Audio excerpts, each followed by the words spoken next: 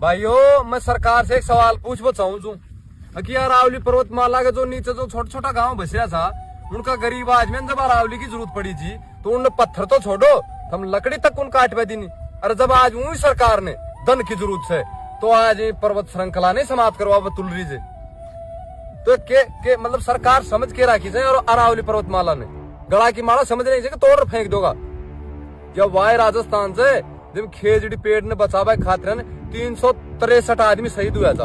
अब तो पूरी अरावली पर्वतमाला की बात से पूरा राजस्थान को युवा खत्म हो जाएगा, पर अरावलियन खत्म को होगा। देखो तो मैं राजस्थान का युवा ने यह खबर चाहूँ अपने बीरबानी लुगाई उनका पलवान छोड़कर बाहर निकलो, खुलकर विरोध करो, क्योंकि थम घर कोई ऑक्सीजन सिलेंडर कुंदर ना का। और अगर अब नहीं बचा तो आगे थन घर हम ऑक्सीजन सिलेंडर दरबार की जरूरत पड़ेगी, तो खुलकर विरोध करो इनको।